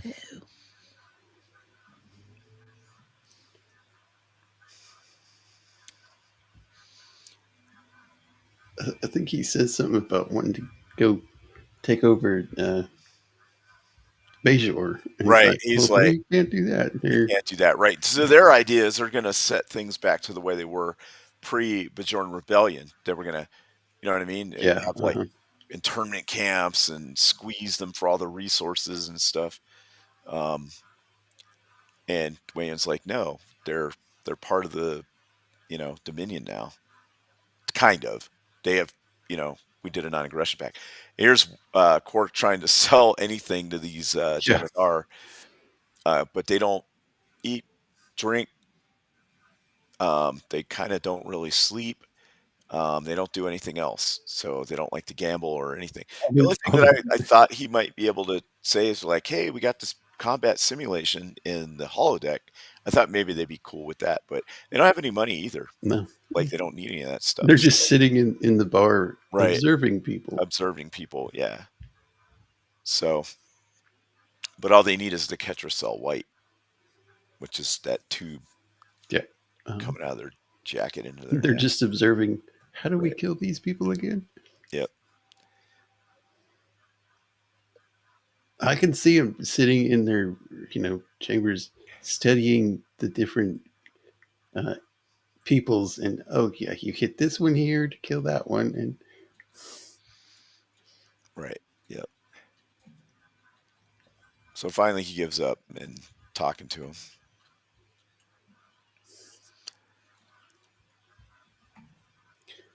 Yeah, this is kind of cool. You kind of see different generations of Jem'Hadar. You see ones that were birthed in the Gamma quadrant. And then they have the Alpha Quadrant ones that look different. Ones, yeah. And the Gamma Quadrant ones look down on the Alpha Quadrant ones. Yeah. Because that's what happens. Yep.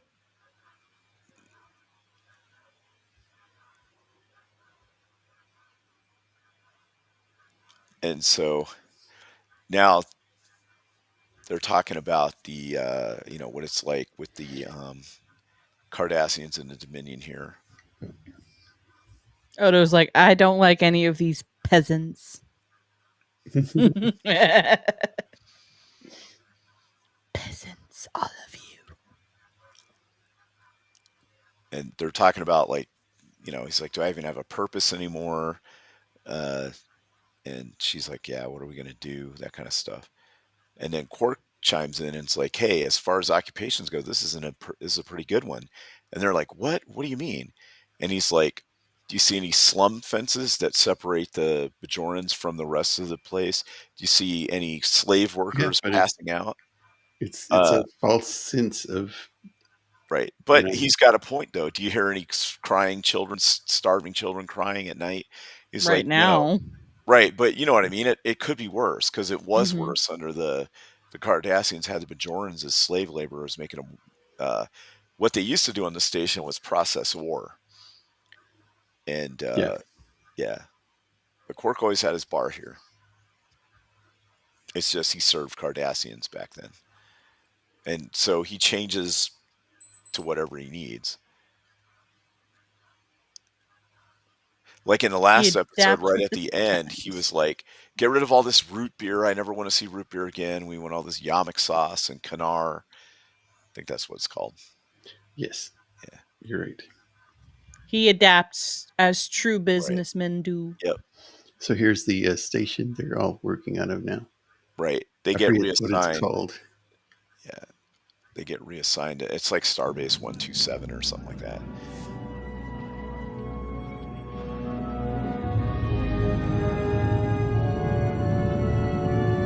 I know, love it. A shame. Actually, I think only like a couple of people actually like root beer there. Yeah. But once you have it, you like it forever. Yeah. Yeah. So he's like, we're being reassigned, and he's like, I got a office desk. He's like, what? But the whole crew's being reassigned too. Well, all the primary people. But they don't know what their mission is yet. So they're like, what's going on? So this is at least this is the first we've seen of Admiral Ross, I think. At least in the Dominion War right, yeah. episodes. She's like, how would you like a desk job? Do I have to? Yes, you do. You like these desk jobs. Absolutely. So he gives command over to Dax of the Defiant. Isn't that right? Or is that later? I think that's no, later on, actually. Yeah. But they reassigned him to do a secret mission because remember the crashed ship, Dominion ship that they got last. They found it on a planet. It was upside down. Yep. It was crashing upside down. So they were able to recover that ship for the Federation. That was like a year ago or something. Yeah. So it taken them that long to kind of figure out what was going on with the ship. They refitted it and everything. And their mission they figured out where one of the ketracel-white storage facilities is. And they want to go destroy it because if they do that, that will literally starve the Jem'Hadar to death. Like they'll become non-functional. So, and if it's the only place in the Alpha Quadrant that has it, or one of the only places, that it'll really set them back. Because and the Federation really needs it because they're definitely getting their butt kicked. Hey, T. So. And now it's been a couple of months, and Captain Sisko still hasn't told his dad that his grandson was left behind. Technically not left behind. But chose to stay behind. Yeah. Yeah. So he's going to be, he's pretty upset. He's like, what? You need to go get him right now. And he's like, I can't do that. I just can't, in the middle of a war, especially. So he breaks it to him, and he's like, look, he decided to stay. He's a man. He can do what he needs to do or do what he wants to do. Yeah, like his father's like turns from, being mad about his son being his grandson, and he's like, "Have you been getting enough sleep?" No, I haven't, Dad. We're in the middle of a war, and he asks where the man. restaurant is, and he's like, well, I haven't poisoned anyone in a couple of weeks, so should be good.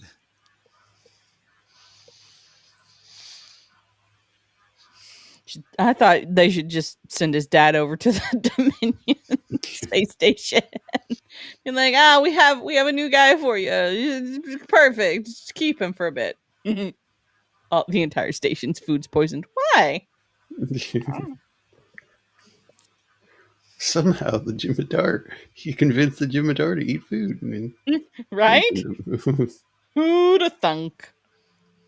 So he's like trying to get information out of him. Like oh yeah, we'll send your news reports to your people. Yeah.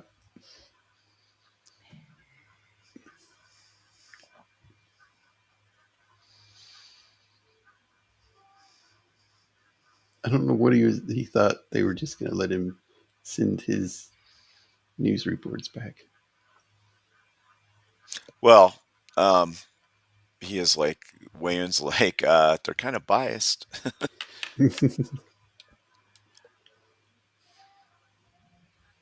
So this is where he's getting the mission brief that they're going to go destroy the ketracel-white. Then they get on the ship, and they spend 2 weeks learning the ship. Yep. Even though Nog can't quite keep up. And there's no seats. There's no seats. There's no med bay. I guess they're quarters for like the Jem'Hadar to hang out in and stuff, but I think they fitted the quarters too. Yeah. So work. But Nog is having problems learning the systems, which it only makes sense because he's a cadet. Why he's with them on the ship, who knows? Yeah, I don't know. But it is wartime, so recruit everybody. At least it's not Wesley. Yeah, that is true. Actually, I like Nog. Right? Yeah, he's a good much better character than Wesley. Wesley was annoying.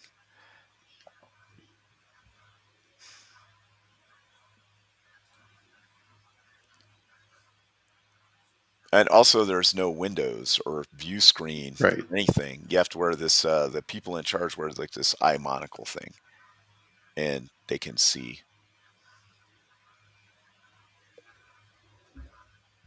That thing. Right. The problem is that the way that it works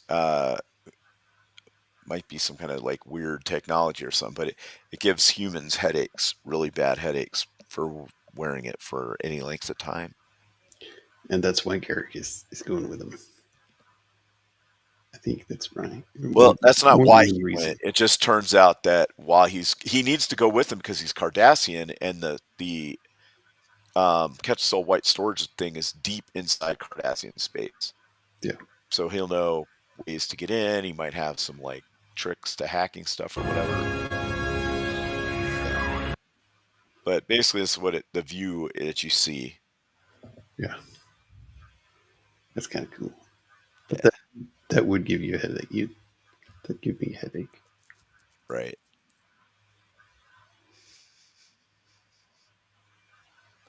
So then the Gul Dukat asks her to come to his office, and he gets a little creepy with her because he's like, "Yeah, hey baby." Yeah, he does get a little creepy with her. Like, I got a thing for you, and then she's like, "Yeah, it ain't gonna happen. Your breath stinks," and all this other stuff. And then he like turns on a dime, and he's like, "Hey, I got work to do. Get out." And then he like plays with the baseball for a minute, spinning it around and stuff. So basically, he's trying to game her. But I mean, this guy's no. It's not going to work. This guy's no con. You want to see a guy riz up a lady?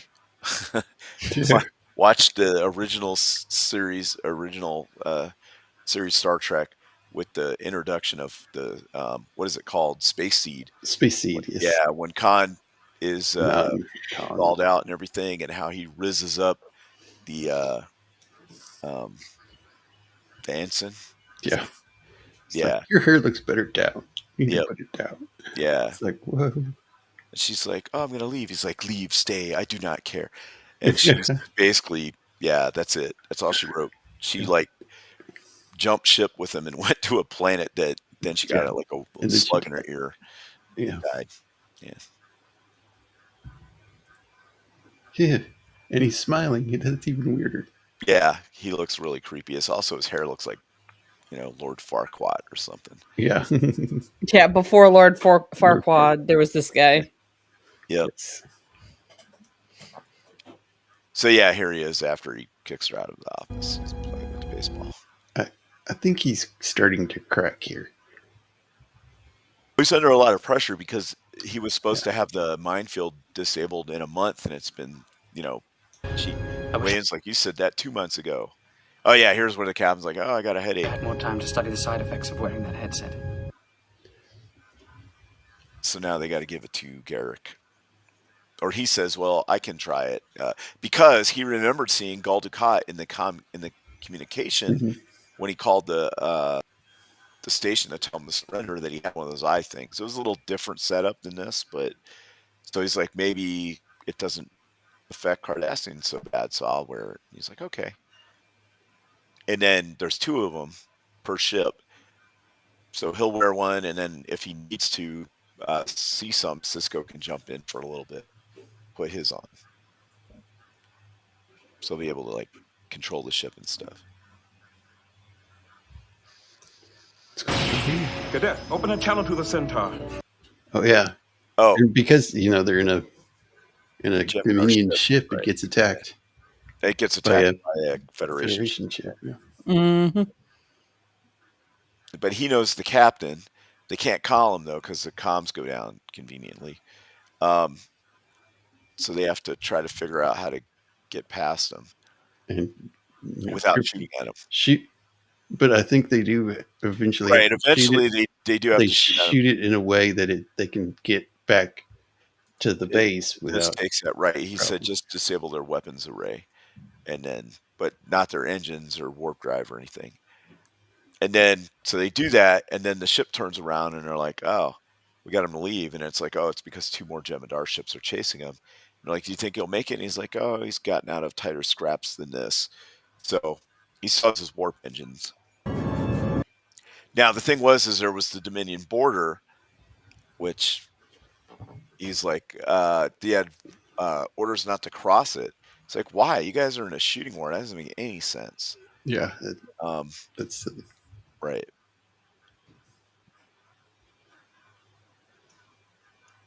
So they're able to.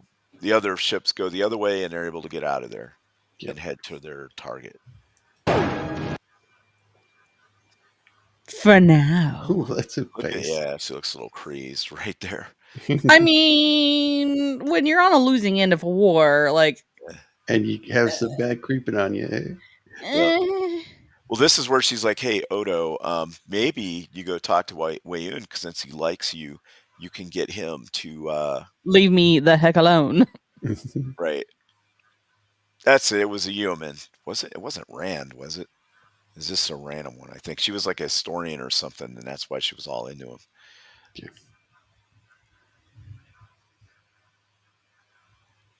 Oh, this is where again they show Wei-Yun giving out the ketracel-white, and unlike that other guy we saw in the other episode where he just didn't care, Wei-Yun treats it with a little more respect. The ceremony does. Yeah. So he didn't want to get his neck broken. Yeah. I mean, incentives. What you gonna do?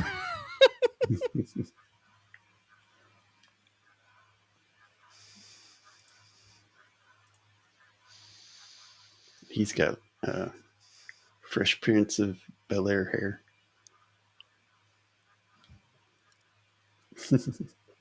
Talking about Wei-Yun or yeah, Wei-Yun. Yeah.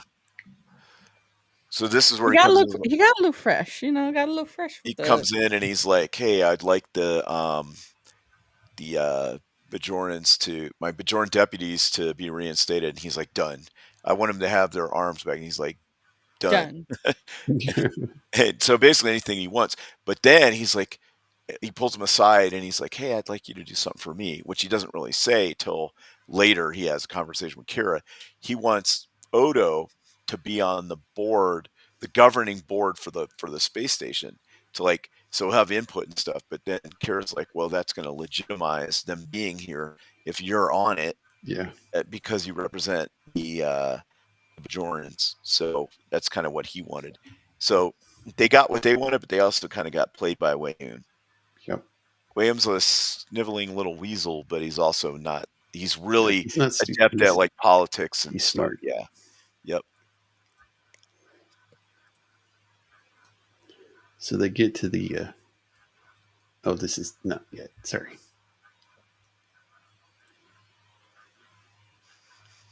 Yeah, this is where she tells him, "Hey, you played yourself." No, you played yourself. Yeah. She's like, got played. Yeah. Yeah, this is where. Yep. She mentions that part to him. So it's like a kind of like a tug of war kind of thing. So here they go. They finally get to the place. I was amazed at how little security it had. They probably just didn't have the budget to show like a bunch of ships around it or something. But so what the ships are doing is they pull up, they send down empty canisters, and they get full canisters back of, and I don't know how many ketracel-white is in each canister, but so they said, all right, the ship ahead of us requested this many, like 115. It got 115. So when we pull up, we'll go through the shield. We'll request 83 because we have 83 empty containers they got from somewhere. Yeah, probably off the ship itself. And these are like they covered it, and they filled it with explosives. So all of them are empty except for one. It has some really, really strong explosives that'll destroy the asteroids and anything within 800 kilometers of it, which is like, wow, that's a lot. So yeah, they have to be So they have to be in a different place when that happens. Right. Exactly. They decided to go the Mando route. That it's the scorched earth and then some. Right. Yeah. So total annihilation. So they were like, okay, so we're gonna pull up. We're gonna do this. And then how far away do we got to be, and like when do we got to do it, and whatever. And she's like, all right, let me get the computer to do it. And Julian's like, 1.3 seconds.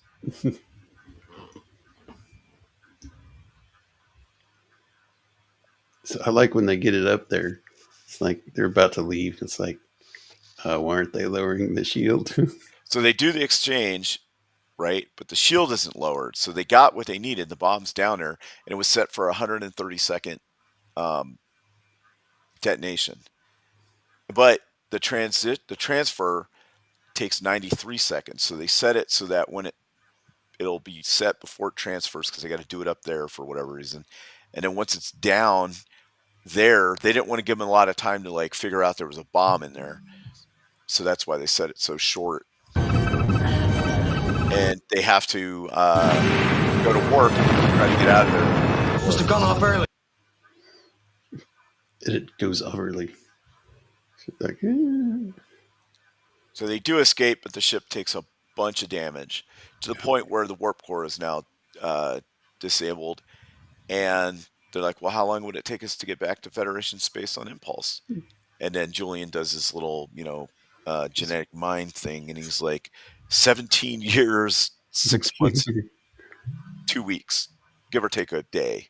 Because the day is going to make such a difference. So now they're in space. On a ship with no replicators. It's good stuff. Good stuff. Looking very bleak. Yep. Yes. Yep. That Which I think is great. Unturned. The Dominion never expected to be defeated because they were winning on all points. Mm-hmm. Yep. That man's playing Galaga. That man's playing Galaga. Didn't think we would see. All right. Yeah. So yeah, that was those 3 episodes. Yep. I do really enjoy the Dominion War and like where we're at right now, because it really does look bleak. Right. Like it's believable that hey, they might not win. It's kind of worse. Which I feel like most TV shows and most things nowadays, they don't actually give you that sense of, are they gonna win? Are they really? Right. Yeah, exactly. And but yeah, it's pretty good because like all kinds of stuff still happens. Some of it pretty quickly too. Like in one episode, like a big sweeping change will happen, and then they'll just kind of gloss over it the next couple episodes. Yep. But yeah. So anyway, thanks to the chat for being here. It was great hanging out. Yeah. And everybody. Even through all of the explosions and fire.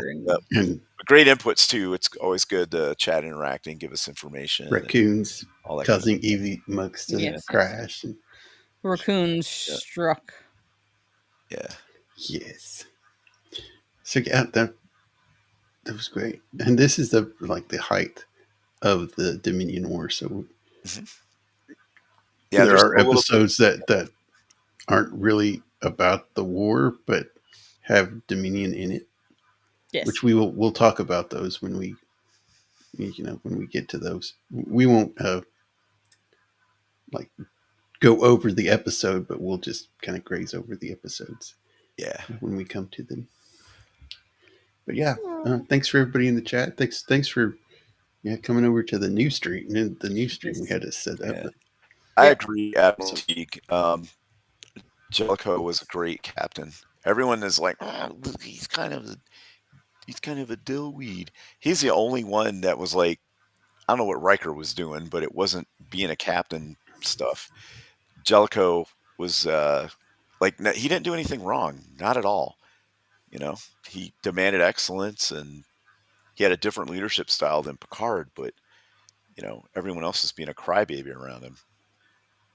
And he got Troy into an actual uniform. Yep. Mm-hmm. Yep.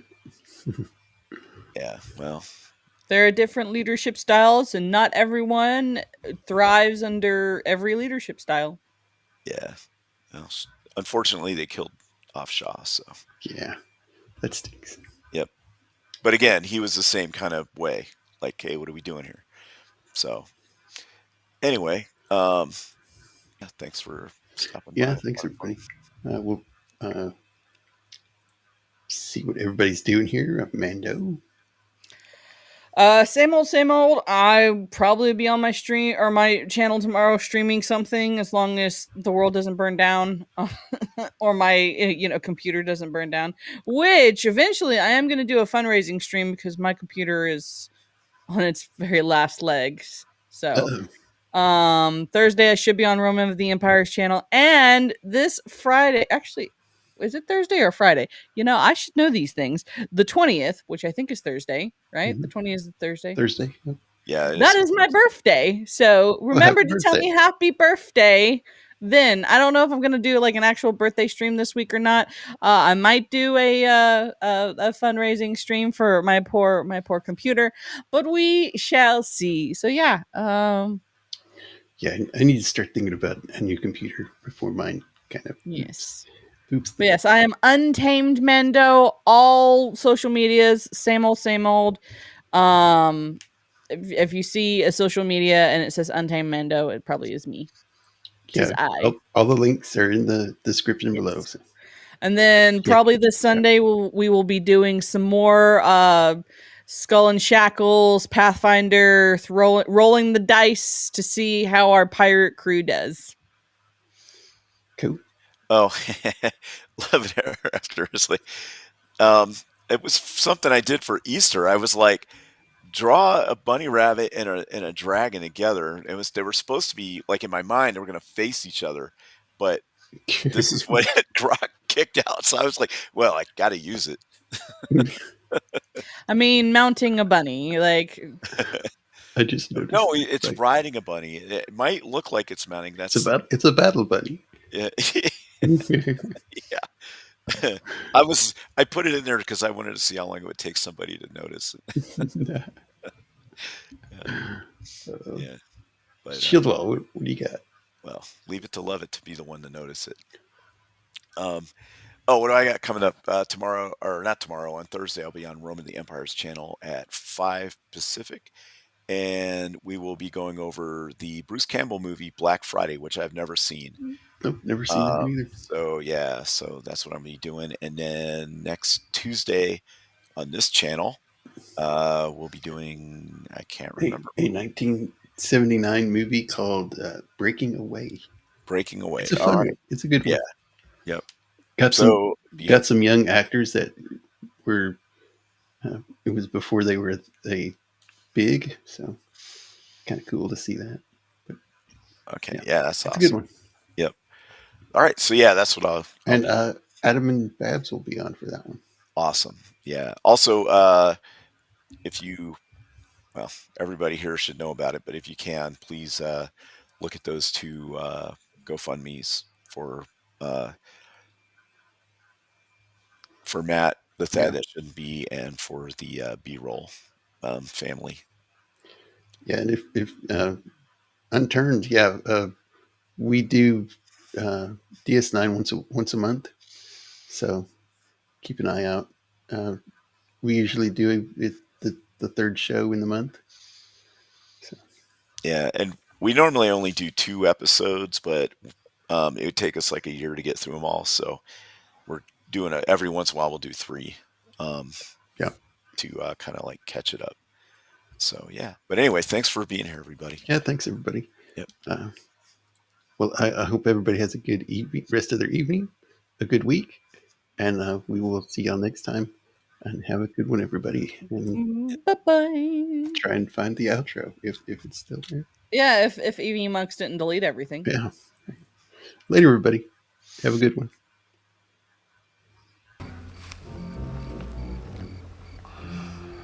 All I can say, McKay, is you take a hell of a long time to say goodbye. Well, so long. So long. See you around, Burton. Never can tell. Good boy. Happy trails, Hans. Goodbye.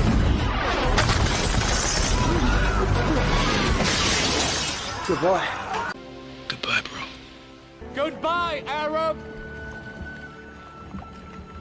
Goodbye, Northman.